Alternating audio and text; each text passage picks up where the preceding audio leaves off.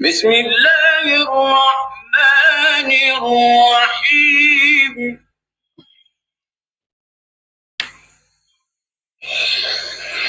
والضحى والليل إذا سجى ما ودعك ربك وما قلى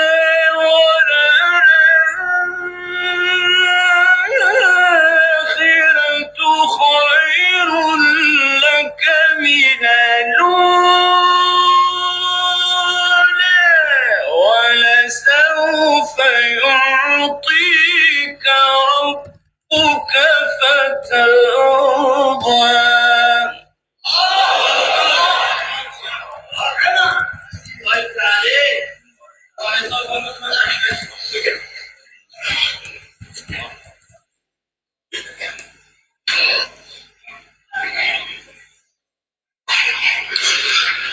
بسم الله الرحمن الرحيم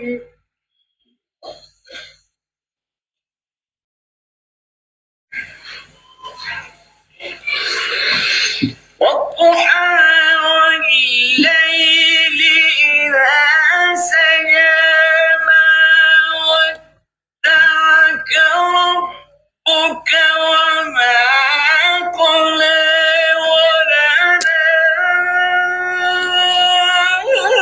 وللآخرة خير لك من الأولى ولسوف يعطيك ربك فترضى.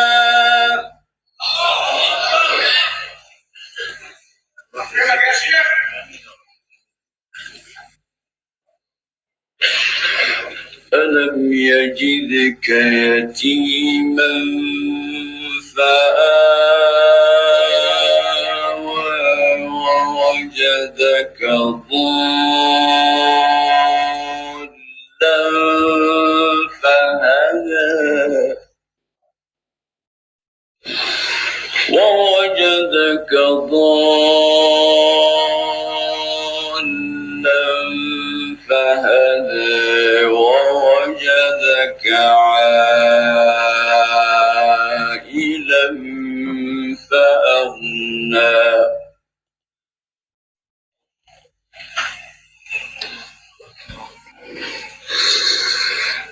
فأما اليتيم فلا تقهر وأما السائل فلا تنهر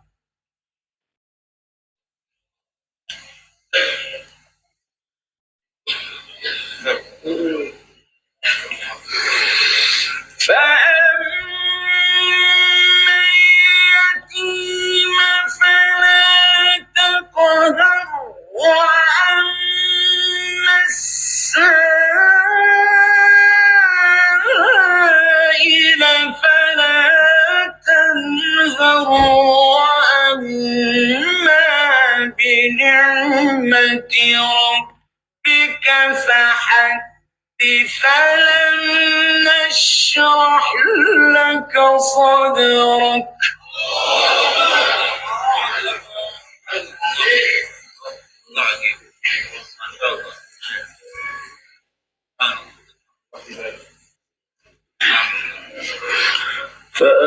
فأما اليتيم فلا تقهر وأما السائل فلا تنهر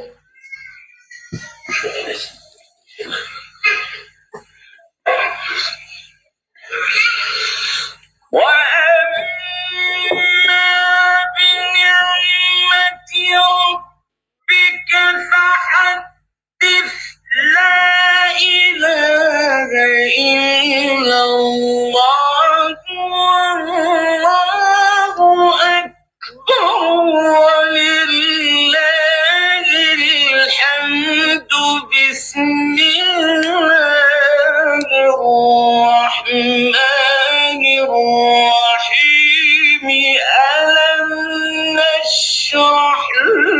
صدرك.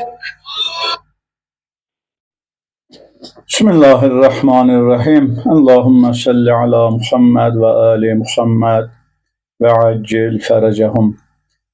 Salam əziz izləyicilər, hər birinizi növbəti canlıda xoş gördük. Bugün Ramazan ayının 8-ci günüdür, daha doğrusu 8-ci gecəsidir. 7-ci gününü tamam etdik. Bərəkətli, məğfirət dolu, rəhmət dolu Ramazan ayının 1/4-ni artıq arxada qoyduq. Bir həftəsi tamam oldu. Allah bu ayda bizə inşallah mərhəmət göstərsin, günahlarımızı bağışlasın. Mən bütün izləyicilərin, bütün oruç tutanların oruclarının, ibadətlərinin qəbul olunmasını Allahdan təmənna edirəm. Çünki bu ay, Ramazan ayı çox möhtəşəm bir aydır, ayların sultanıdır. Əli əleyhissalamdan hədis var, buyururlar ki, əziz İslam Peyğəmbəri digər Peyğəmbərlərdən necə üstündürsə, Ramazan ayı digər aylardan da elə üstündür. Ramazan ayının üstünlüyünü göstərmək üçün belə bir müqayisə eləyir. Və bu ay həqiqətən fürsətlər ayıdır, imkanlar ayıdır. Allah bu ay bizi bağışlamaq üçün çoxlu fürsətlər yaradır. Yetər ki, biz bu ilahi fürsətlərdən faydalana bilək. Və Allah sanki bizi bağışlamaq üçün bu ayı bəhanə yaradıb. Yəni, Allah bu ayı yaratmaqla, bu ayı daha doğrusu, bu ayı bizə yaşatmaqla bu ayda bizim bağışlanmağımız üçün bir bəhanə kimi bizə təqdim edir. Mənim əlbəttə ki, bilirsiniz, canlıda Ramazan ayı haqqında danışmaq fikrində deyiləm. İnşallah biz bir sosial şəbəkələrdə bir mövzu diqqətimi çəkdi. Sözün açığı mən çoxdandır bu mövzu haqqında danışmaq istəyirdim. Ramazan gecələri olduğu üçün çox uzun vaxt da sərf etmək niyyətində deyiləm. Bilirsiniz ki, bu günlər gündəm zaten doludur. Xüsusən bizim ölkə daxili problemlər kifayət qədər zəngindir. Əliyev rejiminin xalqa qarşı zülm kampaniyasının davamı, insanların ah-nalə içində qıvrılmaları hər bir halda və s. mövzular kifayət qədərdir. Yəni, demək istəyirəm ki, mövzu qıtlığı yoxdur. Mövzuya görə biz artıq elə bir vəziyyət yaranıb ki, mövzuya görə cibə girməyə ehtiyac yoxdur. Amma zaman baxımından Ramazan gecələridir, həm də biraz da zaman gecdir. Almaniyada təqribən 20-21'dir, amma Bakıda səhv etmirəmsə saat 23-21'dir. Ona görə də bizim izləyicilərin əsasən Azərbaycan dilli olduqlarına görə izləyicilərimiz bunu da nəzərə alırıq və çox canlını uzatmadan bir mövzu haqqında danışmaq istəyirəm. Amma mövzuya keçməzdən öncə mən adəti üzrə yenə də hər kəslə bəyənməni artırmağı rica edirəm. Bəyənməni artırın. Kanala abunə olmamışsınızsa kanala abunə olun. Və Ramazan haqqında bir neçə hədis tərcüməsini təbii ki, sizin diqqətinizə çatdıracağım. Bu gecələrdə faydalanmış olaq. Çünki Ramazan həm də mənəviyyat ayıdır. Ramazan ruhun qidalanması ayıdır. Ramazan insanın ən yaxşı təkamül tapa biləcəyi aydır. Bu ayla bağlı bir çox hədislər var. Və bu ayın Quranın məntiqi ilə də təqdimatı Quranla təqdim olunur. Çünki Allah Quranda Ramazan ayı və Ramazan ayından sonra deyir ki, o ayda Quran nazil olub. Bu o deməkdir ki, Ramazan ayını bizə Quranla tanıtır və yaxud da Ramazan ayını bizə Qurana görə tanıtdırır. Bu o deməkdir ki, Quranın gəlmə fəlsəfəsini biz nəzərə alsaq ki, Quran niyə göndərilib, nədir onun fəlsəfəsi və bu ardıcıllığı daha yaxşı anlaya bilirik. Bəli.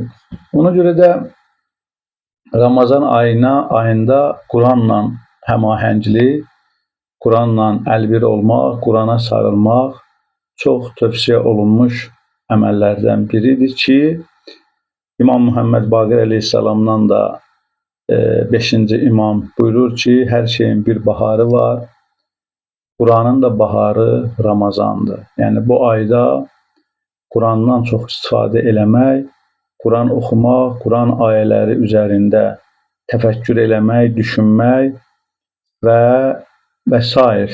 Yəni Quranla bağlı mövzuların hamısı bu ayda çox faydalı və insanın mənəvi kamilliyi üçün olduqca təsirlidir. Bir hədis də İmam Sadiq əleyhissalamdan oxuyuram. Onun da təbii ki, tərcüməsini deyirəm. İmam Sadiq əleyhissalam da buyururlar ki, Allah orucu zəngin ilə kasıb bərabər olsunlar deyə vacib edib. Bu da Ramazan ayında, təbii ki, biz əvvəlki danışıqlarda da bu mövzuya toxunmuşuq.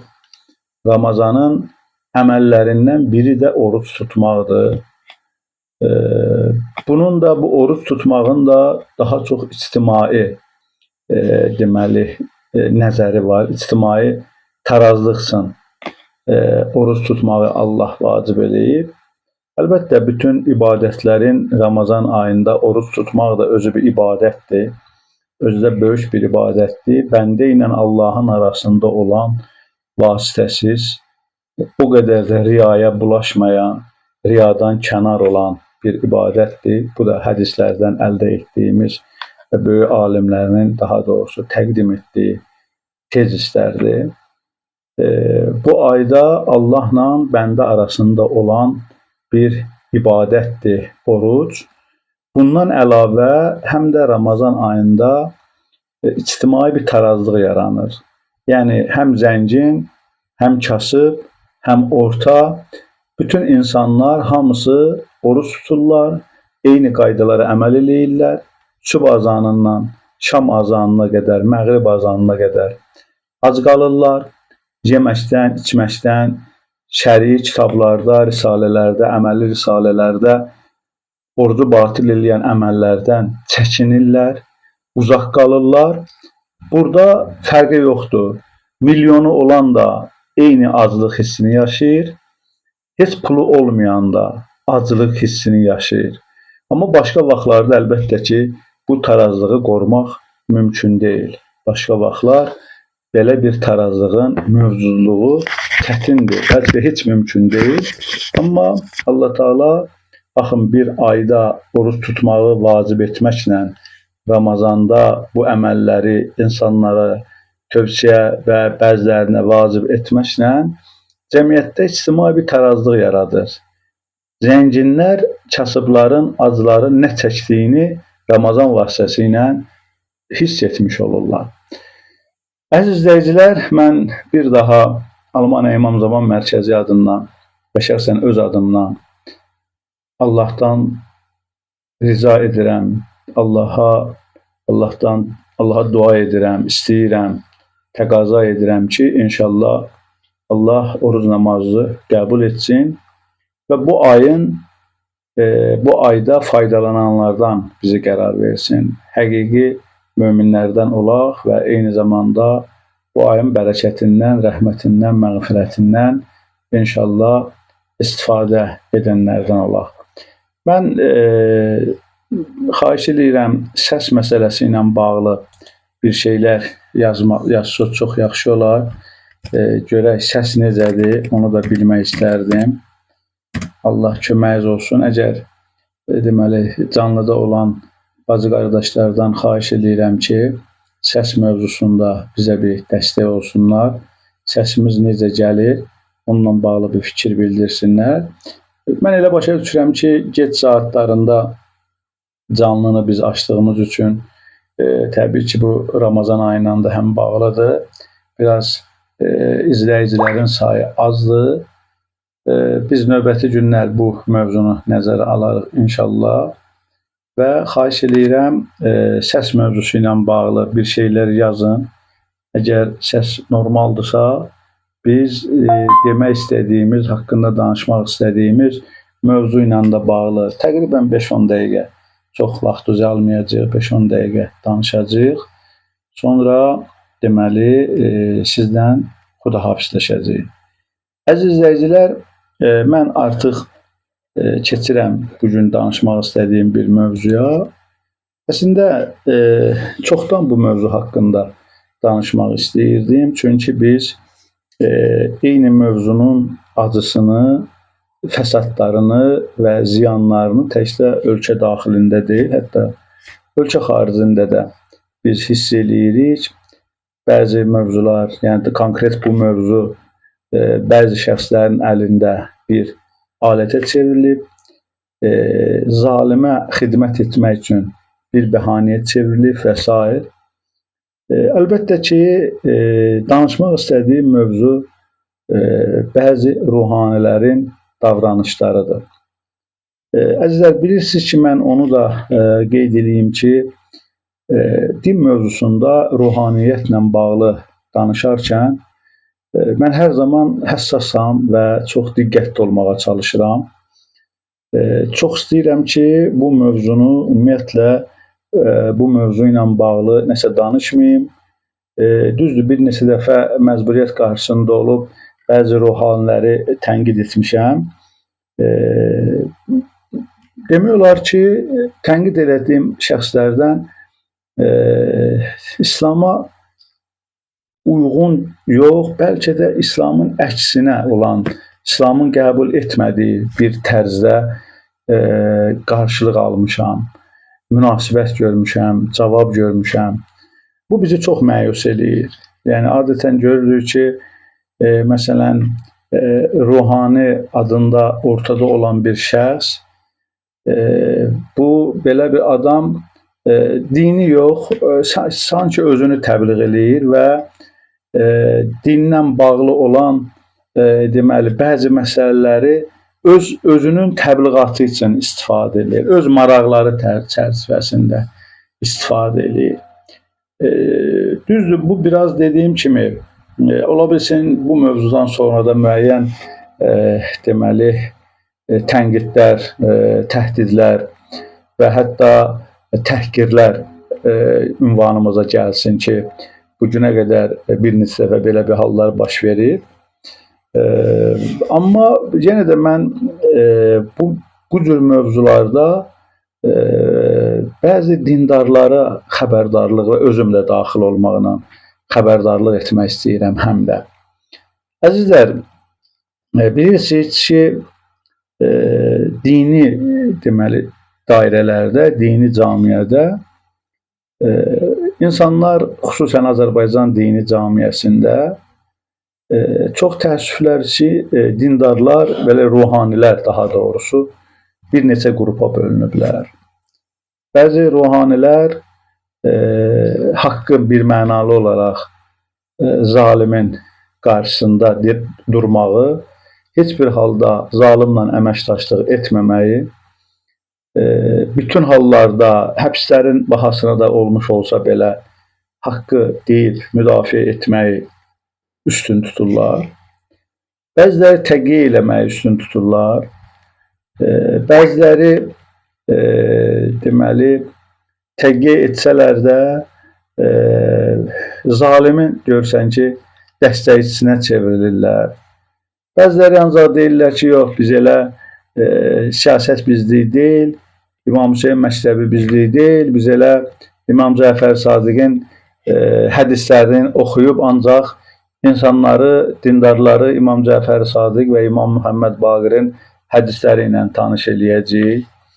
Bəziləri deyirlər ki, biz deməli qiyam halında ancaq İmam Hüseyin əleyhissalam qiyam eləyib, başqa imamlar qiyam etməyiblər və biz onların yolunu gedirik. və sair və ilax. Yəni bu cür qruplar o qədər ki, ruhanilər daha doğrusu Azərbaycanda o qədər bu cür ruhanilər var. Çox təəssüflər olsun ki, ən böyük deməli bu problemlərin başında duran məsələlərdən, bizi narahat edən məsələlərdən ən birincisi də budur ki, fərqli fikirdə olanlar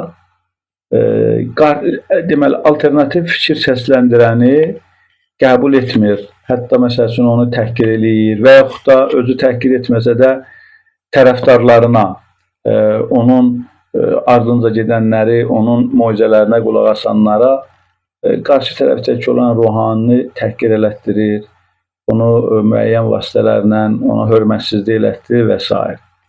Əvvəla mən onu deyim ki, yenə də İslam məntiqinə əsasən heç bir halda təhqir, söyüş, aşağılamaq və s. bu şeylər heç bir halda qəbul edilmir. İkincisi, yollar müxtəlifdir. Ola bilsin ki, hər kəs eyni fədakarlığa və eyni cəsarətə sahib deyil. Bəziləri cəsarətlidir, sözün deyir, İslamın mövqeyini çatdırır. Bir addım da İslam mövqeyindən geri durmur. Heç bir halda öz maraqlarını İslam maraqlarından önə keçirtmir. Bütün hallarda bu xüsusi bir altı cızılası bir mövqeyidir ki, biz adətən ruhanilər, yəni biz deyək ruhanilər adətən öz maraqlarını dini maraqlardan önə keçirdirlər. Bu çox təhlükəli bir tendensiyadır və çox təəssüflər olsun ki, Azərbaycan cəmiyyətində biz bunu açıq şəkildə müşahidə edirik. Belə hallar olur. Mən düşünürəm ki, mənim öz şəxsi mövqeyim bundan ibarətdir ki, Azərbaycanda zalimə açıq şəkildə dəstək olmayan, zalimin diktəsi ilə, rejimin diktəsi ilə moizələr etməyən, rejimin diktəsi ilə hər hansı bir yerdə axundluq vəzifəsini icra etməyən ruhanilər ki var, onlar məsəl üçün çəkiliblər kənara. Bəzən deyirlər ki, biz elə gözləyirik, bəzilər deyir, biz elə mövqeyimizi sərgiləməyin yeridir. Müxtəlif fikirlər səsləndirirlər. Onların hamısına sayğı göstərmək lazımdır. Onların hamısını bəlkə bəzən də qorumaq lazımdır.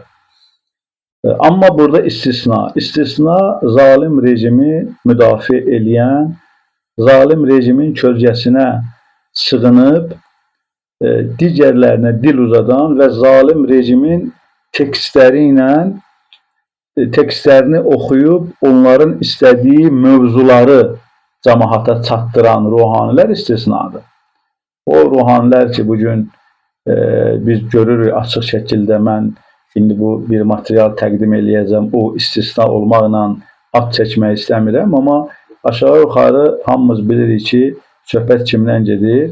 O ruhanlar ki, onlar açıq şəkildə Əliyev rejimini müdafiə edirlər və yaxud da ediblər.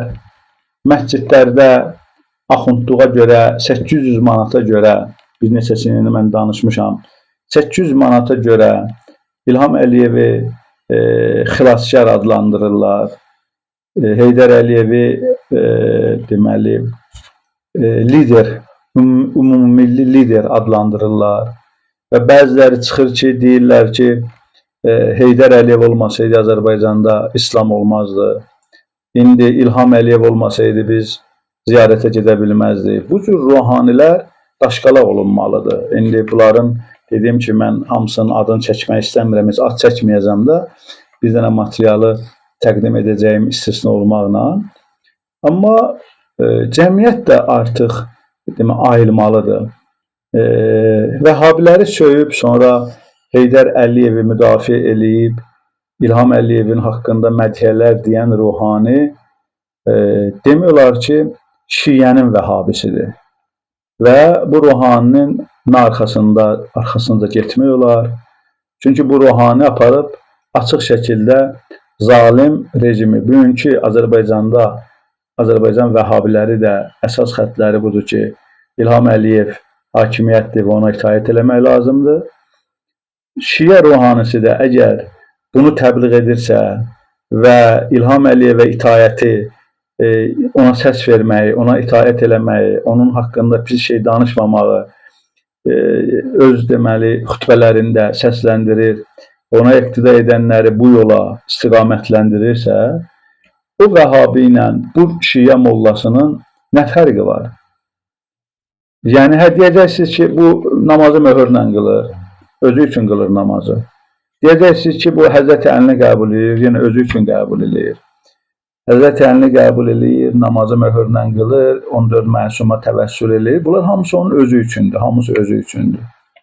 Amma İlham Əliyev kimi zalim bir rejimi, baxmayaraq ki, ölkədə bu qədər biabırçılıq yaradıb, ölkədə bu qədər dəhşətli hadisələr törədib, Azərbaycan xalqının anasını ağladan bir rejimi, əgər bir dənə ruhani çıxıb deyirsə ki, məth eləyir, onu tərifləyir, ona səs istəyir və s. bu mövzularda cəmaatı ona qarşı meyləndirirsə və onun rejimin güya ölkədə sabitliyi yaradır kimi bəhanələrlə, yəni məntiqsiz faktlar kimi təqdim etdiyi bir əsassız əsaslarla insanları aldadırsa, məncə Qamət Süleymanovdan, Rəşad Hümmətovdan, Əlxan Musayevdən və digərlərindən heç bir fərqi yoxdur.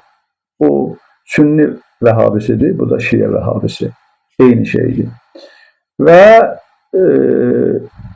üzürlü bilin, belə ruhanilərin arxasında birləşmək, belə ruhanilərlə vəhdət təşkil eləmək də böyük yanlışlıqdır. Bizim vəhdətimiz Qur'andır, Qur'anın ətrafındadır. Bizim vəhdətimiz Əhl-i Beyt məktəbinin ətrafındadır.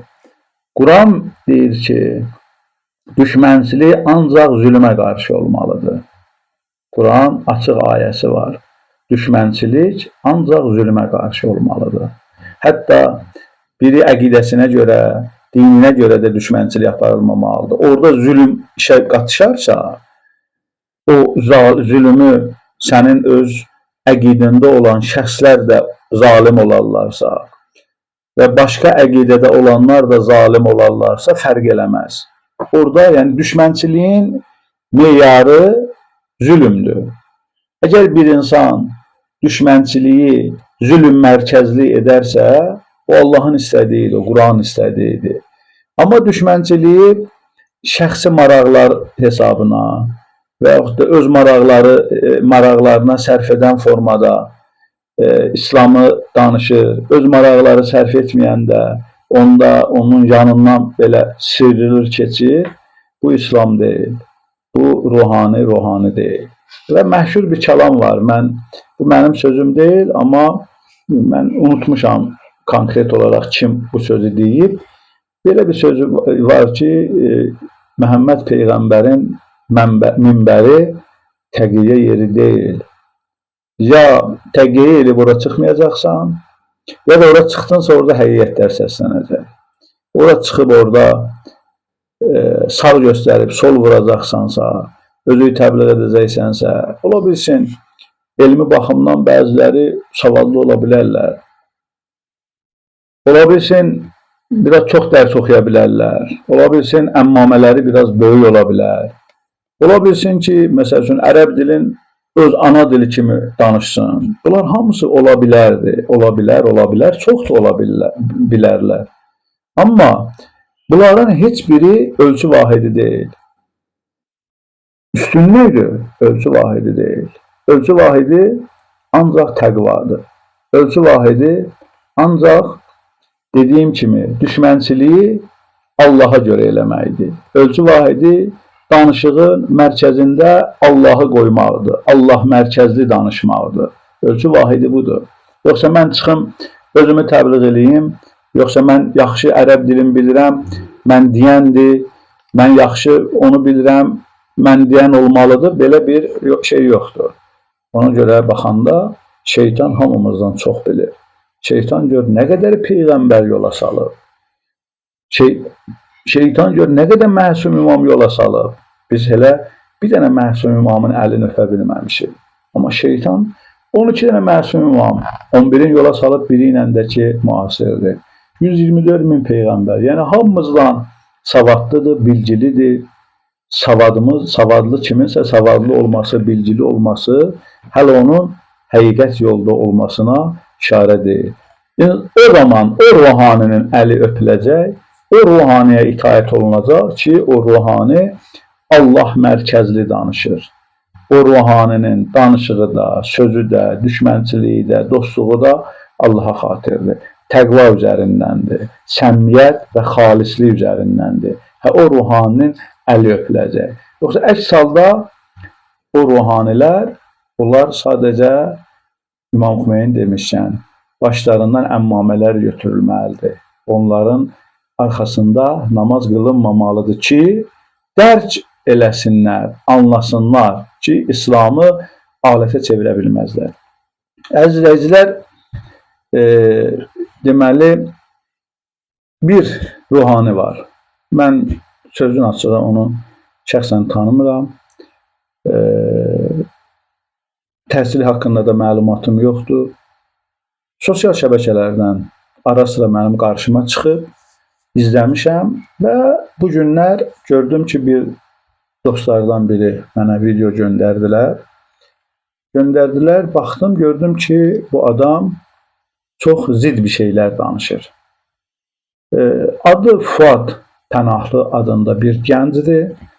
Görünüşdən gəncdir. Mən onun sadəcə səsin istəyirəm efirə verəm. Onun görünüşün və video görüntüsünü təqdim etmək həm texniki imkanımız yoxdur, həm də ki, uyğun görmürəm. Onun mən səsini icazə özlə efirə verim, sonra nəyin yanlış dediyini, hansı sözlərinin yanlış olduğunu mən izah edəcəm sizə. Buyurun, cümlə-cümlə dinləyək və izah edək. Mollası demir, axundu danışmır, o birisi eləmir. Axund gedib tort kəsirsə, onun nə olacaq ki o axundda? Adı qoyur ki, İmam Sadiqin mövludu, filan imamın mövludu. Baxın, əziz izləyicilər, artıq bir cümlə ilə bəlli oldu söhbət nədən gedir. Bilirsiniz ki, Vəhhabilər mövlud proqramlarına qarşıdırlar. Hətta öz ailə uşaqlarının da mövludunu keçirtmirlər. Mən düşünürəm ki, Peyğəmbər və məsum imamların mövludlarına qarşı olduqlarına görə öz ailə uşaqlarının da mövludlarını qeyd eləmirlər, doğum günlərini qeyd etmirlər. Mövlud proqramlarında deməli, bəzi yerlərdə tort kəsilir, bəzi yerlərdə şadyanalıq edilir. Əslində, bu məşhur bir hədis var da, İmam Sadiqdən buyurdular ki, soruşdular ki, biz necə İslamı təbliğ eləyək? İmam buyurdu ki, bizim həyatımızın haqqında danışın, elə o İslamdır. İmamların, məsumların mövludlarını keçirtmək, onların şəhadətlərini keçirtmək, təbii ki, bu təkcə tort kəsməklə, çalıb oynamaqla və yaxud da şəriətin buyurduğu haram əməlləri etməklə olmur. Ola bilsin, bir dənə tədbir keçirilir, mövlud tədbiri və orada imamın həyatı haqqında, onun çəkdiyi əziyyətlər, ona qarşı olunan zülümlər və s. mövzular haqqında söhbətlər gedir, danışılır. Sonra da məsələn bir dənə tort kəsilir. O tort da orada möminlər oradan çay içirlər və s. Şəri cəhətdən baxaq görək, bunun şəri cəhətdən hökmü nədir? Mövlud proqramı keçirtmək icazəlidir ya icazəlidir? Nəinki mövlud proqramı? Adam istənilən proqram təşkil edə bilər. Bir şərtlə ki, o proqramda haram şeylər olmasın. Əgər haram hadisələr orada baş vermirsə, yeməklərdən tutmuş, çalıqlara qədər və yaxud da başqa fitnə fəsad salacaq başqa davranışlara qədər ola bilsin. Məsələn, bəzi hallar ola bilər. Özü halaldır, amma keçirildiyi məqsədinə görə haramdır. Məsələn, bəzi yerlərdə olur, İmam Zaman mövludun təşkil edilir bir adam, bir məscid, həmən məscidin adamlarını bölmək üçün, həmən məscidi dağıtmaq üçün, onu zəif salmaq üçün, eyni gündə, eyni saatda o məscidin keçirtdiyi tədbirin yerinə bir neçə kilometr məsafədə gətirib bir tədbir qoyurlar eyni saatda. Adına qoyurlar İmam Zaman mövlududur. Zahirdə gözəldir. Hə, İmam Zaman mövludu keçirilir. Amma məqsəd özü bilərəkdən, eyni gündə, eyni saatda, məqsəd bilərəkdən o İmam Zaman mövludunu birinci ki olar elan edib onu dağıtmaqdır. Bu da fəsaddır. Bunu da İmam Zaman heç bir halda qəbul eləyə bilməz. Bunu normal, çünki normal ağıl qəbul eləmir. Normal ağıl heç bir halda belə şeyi qəbul eləmir. Və demək istəyirəm ki, o məclislər ki, orada fitnə, fəsad və yaxud da haram o məclisə əlaqə tapmırsa, onun keçirilməsinin heç problemi yoxdur. Tort məsələsinə gəldikdə, əgər bir adam tort kəsirsə, tort bir şirniyyat növüdür. Xüsusən Azərbaycan cəmiyyətində və türklərdə də belədir. Tort şad günlərdə, toyda, bayramda, nişanda filan tort bişirirlər.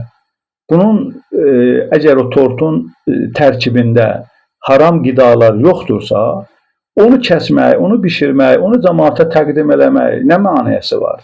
Məsələn, biri götürür, İmam Zaman mövludunda aşqara ekləyir. Biri götürür, şirniyyat eləyir, bir də tort gətirir. Dediyim kimi, o qida, tortun tərkibində, o verilən qida, yeməklərin tərkibində haram qidalar yoxdursa, onun nə problemi var o tortu, məsələn, duraq biz tənqid eləyək, niyə görə İmam Sadiqin və yaxud da digər məsum imamların mövludu keçirilir? Niyə görə orada o mövludlarda tort kəsilir? Bu nə məntiqdir? Bu dediyim kimi Vəhhabi məntiqi deyilmi? Vəhhabilər də mövludlara müxalifdirlər. Biz də müxalifik. Yəni biz deyiləndə bu şəxs də müxalifdir. Nədir bunun istəyi görəsən? Mən də bunu tanımıram. Əgər bunu tanıyanlar, şəxsən tanıyanlar və əlaqəsi olanlar varsa, lütfən zəhmət olmasa bundan bir kontakta keçsinlər, soruşsunlar sən Vəhhabilərlə eyni düşüncəni paylaşmağın, eyni mövqeydə olmağın səbəbi nədir? Bizə bunu soruşsunlar zəhmət olmasa. Davam eləyək. Nə bilim, filan imamın şəhadəti, şər patlat, xonça, ay kişi nə oldu? Biabırçılıq deyil bu. Baxın, bax, əzizlər. Deyir ki, xonça. Əvvəla, deməli, xonçanın özü də dediyim kimi, heç bir şəri cəhətdən haramlığı yoxdur. Nə eybi var? Bax, bu adam necə sübut eləyə bilər ki, xonça haramdır? Mövlud tədbiri keçirilir, evdən də bir dənə, məsəl üçün, möminə bacı ya mömin qardaş, təbii ki, bu xanımların işidir də bu xonça məsələsi. Möminə bacı bir dənə qəşəng xonça bağlayıb, içinə müxtəlif şirniyyatlar qoyub, təbii ki, halal, bura xüsusi qeyd olunmalıdır. Halal, yeyləsi halal olan şirniyyatlardan düzüb, bir dənə xonça bağlayıb, gəlib məscidə və yoxdur tədbir olan yerə. İmam Zaman mövludunda, məsələn, biz Almaniyada, Almaniya İmam Zaman mərkəzində düzdür, tort eləmirik, amma mövlud proqramları keçirdirik. Təqribən fevral ayının 1-də də İmam Zamanın mövlud proqramını keçirdik. Sağ olsun möminə bacılarımız, biz pul verib şirniyyat almadıq. Möminə bacılarımız hamısı evdə müxtəlif formada, öz aralarında razılaşmışlar, danışmışlar, müxtəlif formada şirniyyatlar bişirmişdilər və onları da bəziləri xonça bağlayıb gətirmişdilər. Tədbirdə o şirniyyatların hamısı dəyərli mömin və möminələrə, İmam Zaman qonaqlarına təqdim olundu. Çayla içdilər, yedilər, uzaq gələnlər var, yaxın gələnlər və s. Yəni, bu əvvəla xonça məsələsi, adətən görsən xonçanı toyda, nişanda zətdə aparırlar. Bu müqayisəni elə formada təqdim eləyir ki, yanlış formada təqdim eləyir ki, mövludlara qarşı bu bir kampaniyadır. Əzizlər, əslində bu adamını ki, bu cür bu mövzulara toxunur, bugün Azərbaycanda toxunmağa mövzu yoxdur. Sən əgər ruhanisənsə, sən əgər Qurandan danışırsansa və deyirsən ki, bir dəqiqə buna da qulaq asaq, bu cümləyə də qulaq asaq. İmamın mövludunda xonça tuturlar abi. Mən belə şey görməmişəm. Yaxşı, bu xonça tutanların içini qurdalıysan ki, görün bunun bir elmi var, yoxdur elmi. Bax, sən görməmsən, birinci o demək deyir ki, yoxdur. Sən bütün şeyi görməlisən bəyəm. İkinci, sən elmə müraciət edirsən ki, bunların elmləri yoxdur.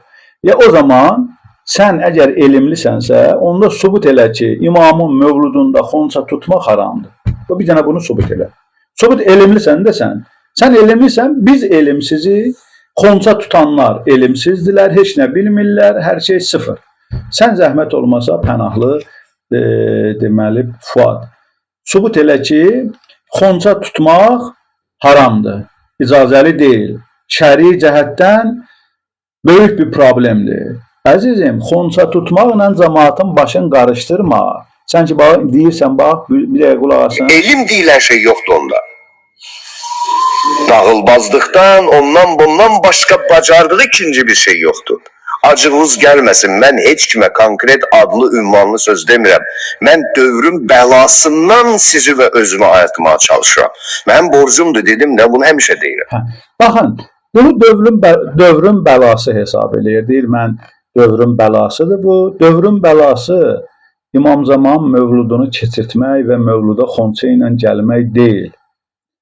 İmam Zaman, dövrün bəlası bilirsiniz nədir?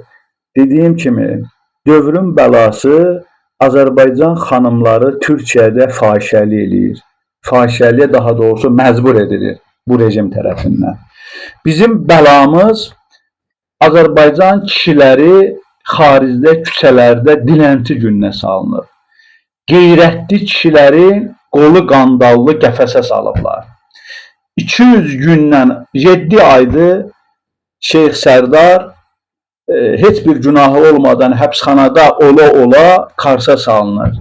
Onunla bərabər 5000-ə yaxın ruhani və dindar günahsız yerə həbs olunur. Onunla bərabər yüzlərlə ruhani narkotik iddiamı ilə saxta iddiamlardan həbs olunurlar. Dövrün bəlası budur. Ay savaddır, dırnaq arası, Fuad. Sən əgər bu sözləri deməyə özüyə borc bilirsənsə, deyirsən bunlar mənim borcumdur, mən əgər bunu deməsəm, xonça məsələsindən danışmasam, onda mənim hər şeyim əlimdən gedəcək, nəsə varsa əgər, özü alladırsan. Sən zaten əldən vermirsən, sərdarlardan danışmaqdan, talihlərdən danışmaqdan, ölkədə olan o 9 dənə jurnalist xanım, qadın, həbs olunan xanımlardan danışmaqdan, onlar keçdi.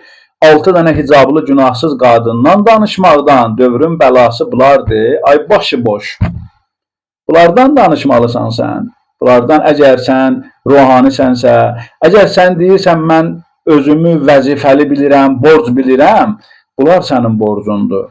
Ya sən o əbanı çiynə atıb, minbərə çıxıb, özünə poz verib, bu cür şeylərdən danışmayacaqsan, Qurandan utanacaqsan, ahirətdə qorxacaqsan Allahın cəzasından, ya da ki, kişi kimi çıxıb, həqiqi bəlalardan danışacaqsan. Amma sən bugün Azərbaycanda zaten olan olur. Hüzur məclisləri yığışdırılır, israfçılıq bəhanəsi ilə. Amma məqsəd israfçılıq deyil. Bilirsiniz ki, hüzur məclisləri ancaq şiyələr olan məntəqələrdə geniş şəkildə keçirilirdi və şiyə mollaları gəlib orada dindən, haqdan, imandan danışırdılar. İslam dininə qarşı, Əhl-i Beyt məktəbinə qarşı aparılan mübarizənin, savaşın bir elementidir hüzur məclislərin yığışdırılması. İndi görürsən, məscidlərdə, bəzi ictimai yerlərdə Əhl-i Beytin mövlud və şəhadət proqramları təşkil olunur. Onlar keçirilir. İnsanlar bilirlər ki, məsələn, İmam Cəfər Sadiqin var. Heç olmasa gedir kimsə vərəqləyir, onun həyatına baxır. Şəhadət günlərində, mövlud günlərində yad olur da, deyir o gözdən İraq, könüldən də İraq olar, uzaq olar. Məqsəd budur ki, bu mövlud və şəhadətləri bu cür şeylərlə yalandan bir dənə mövlud və şəhadətləri gözdən salasan, deyəsənə ki, mövlud keçirdirlər, xonça tuturlar. Xonça hara? İmam Sadiq hara? İmam Sadiqin dövründə xonça var idi. Bəli, var idi. Niyə yox idi? İmam Sadiqin dövründə əlbəttə xonça var idi. Mövlud şəhadətə ona uyğun bir şeylər aparırdılar. Xonça da elə müasir dövrün bir elementidir də. Hüzur məclislərinə, şəhadət məclislərinə gedəndə düyü qoyarlar, qənd qoyarlar, xurma qoyarlar. Mövlud məclislərinə gedəndə də şəkərburadan, şirniyyatdan qoyarlar, apararlar. O məclisdə iştirak edənlərə ikram eləyərlər. Və ikram, ehsan eləmək ki, sən mövzularında mən bilirəm, qeyd edirsən, ehsan eləyin, belə eləyin. Və ehsan necə olur? Ehsanın bir nümunəsi də budur da. Peyğəmbərin mövludun şəhadətində, mövludunda, digər məsumların mövlud və şəhadətində bir şeylər tədarük eləyib aparıb möminlərə təqdim eləyəsən. Xonça bunun üçündür. Amma çox təəssüflər olsun ki, sənin kimi şəxslər ruhani adı ilə gəlib otururlar Peyğəmbərin minbərində və Azərbaycanda mövlud və şəhadətlərin qadağan edilməsi üçün zəmin hazırlayırsınız. Siz, bax, sən, Fuad Pənahlı, açıq şəkildə deyirəm, mənim bütün ictimaiyyəti də açıq adamam, izləyicilər bilirlər. Bu mövzuda səndən debata da hazıram.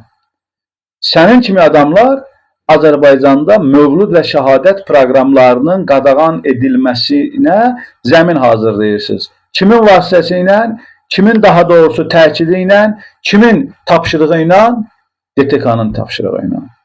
Əliyev zalim, qəsbkar hakimiyyətinin, rejiminin tapşırığı ilə.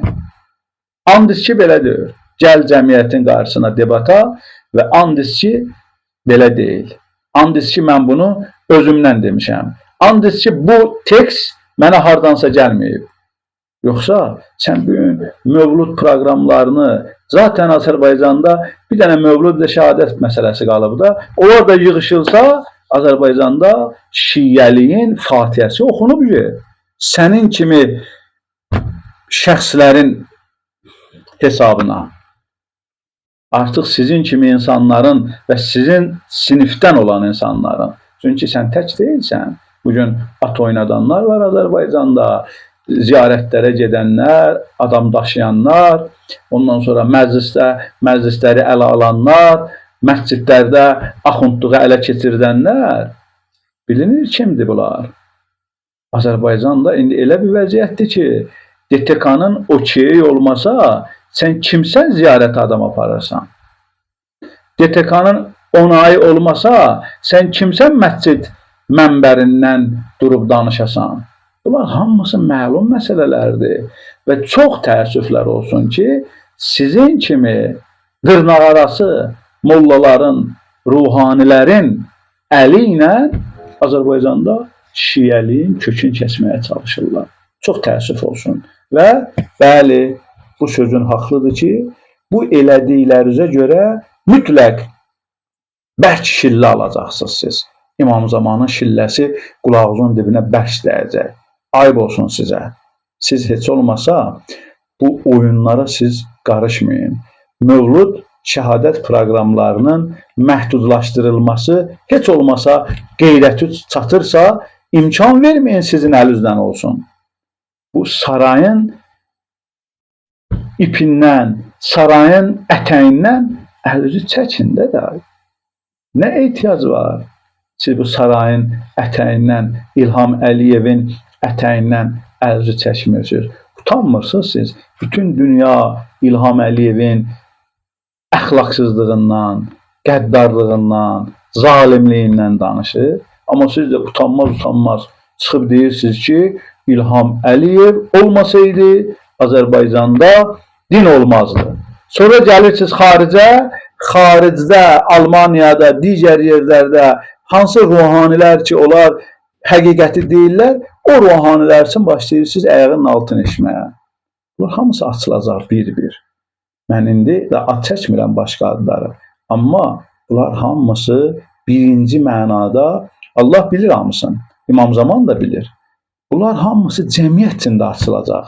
Cəmiyyət də biləcək ki, Heydərə milli, ümmilli lider deyən, qəbrin qarşısında baş əyən, İlhama xilaskar deyən ruhanilər, onlar gərək öz vicdanlarına baxsınlar, cəmaatın qabağına keçib, cəmaata mollalıq eləməsinlər. Özləri, onlar öz ayaqlarını denk gəlsinlər. Yoxsa cəmiyyət biləndə bu cəmiyyəti allatmaq mümkün deyil. Bu cəmiyyət İmam Hüseyin sevər cəmiyyətdir. Əhl-i Beyt sevər cəmiyyətdir. Bu cəmiyyət nə vaxt ki bildi, siz Əhl-i Beyt məktəbi ilə bunları aldadırsınız, bunların başına corab hörürsünüz, o zaman onların qəzəbi sizi pis tutacaq. Əziz izləyicilər, mən düzdür söz vermişdim, təqribən yarım saat civarında canlını yekunlaşdırım, amma təəssüflər olsun ki, biraz uzandı. Hər birinizə təşəkkür edirəm, canlını izlədiniz, bizə vaxt ayırdınız. Əlbəttə, mən heç istəməzdim bu cür mübarək, müqəddəs gecələrdə, ibadət qoxulu gecələrdə bu mövzulara toxunam, amma məcburiyyət qarşısında qalır adam. İnşallah Allah bizi bağışlasın, Allah bizə rəhm eləsin. Allah inşallah dünya və axirətimizi abad eləsin və İmam-ı Zamanı bizdən razı, xoşnud eləsin və eyni zamanda hər bir zaman biz dua eləməliyik, həm İmam Zamanın salamatçılığına, həm də onun layiqli nümayəndəsi Ayətullah Üzma Seyyid Əli Xamneyi cənablarının salamatçılığına dua eləməliyik. Əlimizdən gələni eləməliyik, nə bacarırıqsa salavat göndərməliyik, Quran ayələri oxumalıyıq və rəhbərin şəxsən salamatçılığına. Əlbəttə ki, digər məraci üçün də mən bunu, digər məracilər haqqında da eyni düşüncədəyəm. Bu günlərdə xüsusən çox amansız bir dövr yaşayırıq, zalim və qəsbkar bir dövr yaşayırıq. Çünki bütün dünyanın şər qüvvələri dövrümüzün İmam Hüseyninə qarşı, dövrümüzün Həzrəti Əlisinə qarşı birləşiblər. Və bütün hiyləgər, məkirli düşmənlər öz şeytani ağıllarını məhz əziz rəhbərimizi yıxmaq üçün, ona qalib gəlmək üçün bir yerə cəm eləyiblər. Bizim bir dənə əqidəmiz var, o da budur ki, əgər bir adam, bir şəxs ki, ancaq Allaha arxalanır, İmam Zamandan kömək diləyirsə, yardım istəyirsə, Allahdan yardım istəyirsə, Allah da onu heç bir zaman düşməni qarşısında zəlil eləməz. İnşallah mütləq qalib olar. Biz ümid eləyirik ki, tezliklə İslam ordusunun və şəxsən Seyyid Əli Xamneyi cənablarının qələbə nailiyyətini, ondan sonra qələbə şirinliyini dadacağını, qələbəni, zəfəri elan edərək İmam-ı Zamana İslamın bayrağını ötürəcəyi anları inşallah yaşayacağıq, inşallah görəcəyik. Allah hər birinizə yardımcı olsun, gecəniz xeyrə qalsın, oruc namazınız qəbul olsun inşallah. Vəssalamu aleykum və rəhmətullahi və bərəkatuhu.